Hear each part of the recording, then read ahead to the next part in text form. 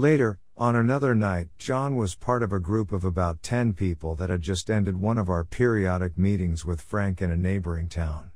Here is his description. All of Frank's sessions were very inspiring. He had a unique talent for lifting people higher in consciousness, so when I went to stand outside and enjoy the nighttime sky, I felt very peaceful and spiritually high. Suddenly, I had the strong urge to look up, and as I did, I saw a bright, round faint light. It was stationary with no sound, and it seemed to be sparkling, although that's not quite the right word. It was more like a piece of glowing opal. The light rapidly shimmered from bright white to faint yellow, red, blue and purple. It cycled through all the colors of a prism in a slow random repeating sequence. There was a crescent moon that night and by comparison, the object was about 1/3 the diameter of a full moon. Using a nearby hill for reference, I guessed the light to be 40 to 50 feet wide and about 400 to 500 feet in elevation, although it was hard to be sure in the dark. The light was so bright that I couldn't see any detail that suggested it was a ship, but I guessed it might be. Frank always told us that if we see what we believe is a ship, we should mentally ask the ETs to give a signal. He said that they usually would because they don't show up by accident. If you see an ET ship, it's because they want you to see it. I concentrated intently on the object and sent out a thought, "Give me a sign."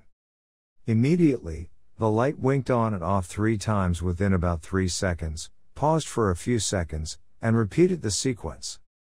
Then, the light stayed on and suddenly shot upwards without a sound, getting progressively smaller until it completely disappeared.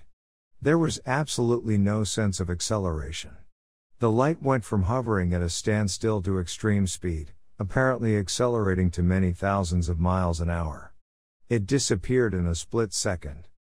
About 10 miles away at the same time as my sighting, Frank and 5 other people from the meeting were riding in 2 cars back to their homes in another town. Suddenly, ahead of them, they all saw 2 bright lights very close together at about the same altitude as my light. Except in their case, they could see the faint outlines of the 2 ships. Suddenly, it looked like a fireworks display went off beneath the ships.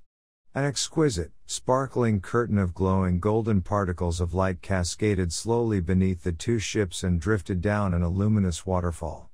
The light particles shimmered and flowed, like a curtain moving in a faint breeze. The stunning light show lasted for a few seconds, and then, the 2 ships zipped away and disappeared, just as mine had. Later, when I found out about the second sighting, I asked Frank why that happened.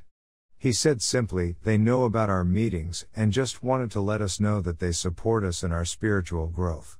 When we move up in consciousness, they will gladly move down to meet us.